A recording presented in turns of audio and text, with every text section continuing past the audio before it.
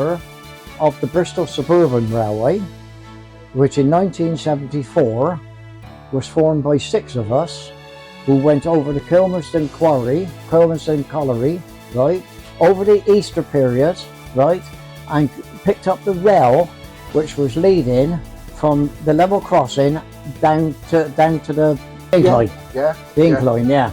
The sleepers was too rotten, right, so we had the rail, got a lorry in there, flat top, and that was the first bit of rail we had, was leading from the shed out the Avon Valley as it is now, right to the stop blocks, just 100 yards. Wow. And when was that? What year? It was 1975 when we first ran the Avonside locomotive, the 060 industrial engine, right, and we ran over those 100 yards, right, with a brake van, charging 1 shilling a time. Yeah, and that's how we made our bit of money for us to buy some more rail. Right. Which come down into the shed. Which obviously we needed the shed to be operational to house the Avonside, being as we got it in the steam. And then it progressed from there. Then all of a sudden a bit of rail went in between the 2 platforms. But what we first done was headed up towards Mangersfield. We laid the track up towards Mangersfield. Common. What was the length of that? That was a mile. Right, and then after I've left, they laid it down from Bitton down towards the river, which is half a mile. Yeah. And I wasn't there at the time when he done it. Right. Well, I was, but only a few 100 yards of track. Yeah. I joined Norton. There was 2 of us here in 1997, just the 2 of us. Amazing. Yeah. And then also. Who's the other one?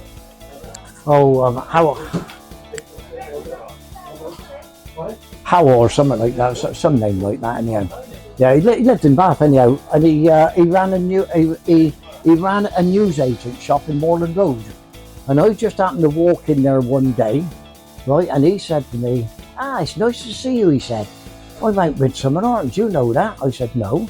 He said, "I'm out there on my own." He said, "Would you like to come out and join me?" I said, "Well, yeah, my railway, my beloved railway." And so we come out, and that's how we started. And with a stroke of luck, but not to them, but to us, the track gang down Radstock, right, had to clear out because they wanted the surveyors and what have you wanted the ground. So they had to go out. So Trevor and Phil Jones and the track gang approached us up here and asked us whether they could join. And that was the year 2000. Goodness gracious. Yeah, and this is how we come by our track gang now, because they come up and ask us if they could join us. Really, basically, founder members as well. Yeah. That's amazing. So how many years then have you been associated with Midsummer Norton? Since 1997. Gosh. So you've seen quite a few changes over those years. Oh yeah. I've seen them come and go. On both railways, I've seen heartbreak, I've seen tears, I've seen happiness, I've seen marriage breakups, divorces. I've seen it all. 54 years of preserved railway, and I've seen it all. One little story what you asked me about, you know all about this. Well, we used to stop a freight train between Midford and Wellow on the long straight. So I'd come up. "What's that, Drive?" Thought we heard a strange noise from the engine, so we stopped to investigate. "Right," he said, "I got to write that down in my book." He said, "Well, depending on what it is.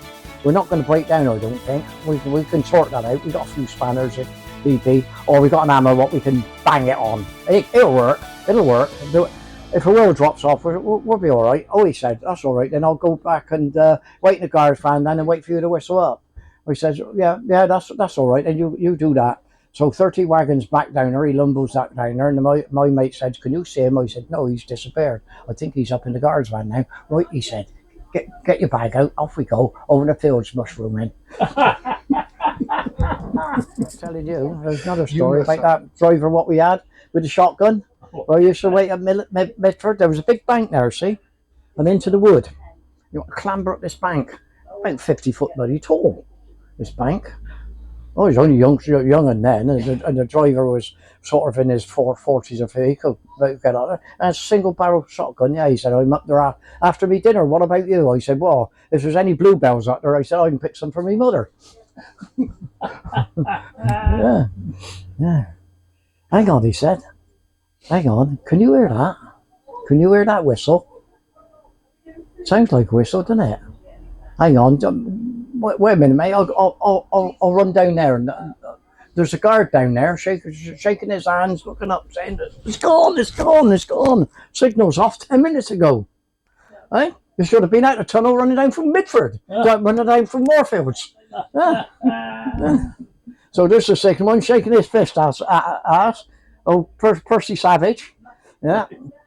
Making his fist at us. Look, we should have. By the time he was running down through Moorfields, we should have unhooked the freight engine down at Midland Yard and been across the main line onto the turntable. Wow. But there again, he goes dinner with him. Look in the back. And another instance in the dark. Now this was good in the dark. We used to stop at Moorwood Crossing, which was the stone quarry up the other side of Vinegar before you go over the top. Right? On our way to Bath. 7 class freight train. Right? Moorwood Crossing had an incline, right, of impossible for a steam engine to get up. So you didn't go into the quarry. There's a board up there because it was on a great big curve. Right? And what they did is they fly shunted the stone wagons down on the handbrake of the wagons. You see? That was a bit right, easy. until they nearly reached the main line, until they reached this sign, you see.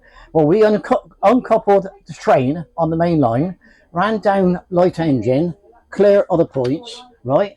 Then backed up the train onto the stone wagons, then took the stone wagons back down on the main line, shunted them back up on our train, hooked up right away. Now this was a good part. Right? Off we went. 20 miles an hour, finished. You had it. Right? Brake on, back them off, full application, sit back, roll a fag, out of control. You got pushed. You got pushed down through Vinegar, you got pushed down through Chilcompton, and down through Milton and Norton, and just down around the corner was a distance signal, you see, which controlled the level crossing, the road at Radstock, right? That's that one that's just down there. No, that's the starter. What's up now? This is the one further on down, right? Just around the corner by 5 arches. Yeah, that's what I was going to say. This distance signal was, yeah. He was on one morning. Signalman was asleep, wasn't he? Gates was open to the traffic. What could we do? Just sat there and waited, right? On the whistle. We've seen those gates open in front of us. Those gates have opened in front of us so we could go through. That brake had been on that engine right the way through Radstock, up around the corner, levelled out, and 1.5 miles further on by Riverdington Colliery, the engine started to butt like this. And the driver said, "Oh well, I gotta get off my backside now and take the brake off." And that was it, took the brake off, yeah. Because we sort of had the wagons. On the way down through the bank here, right, the mild steel brake blocks on the tender used to melt.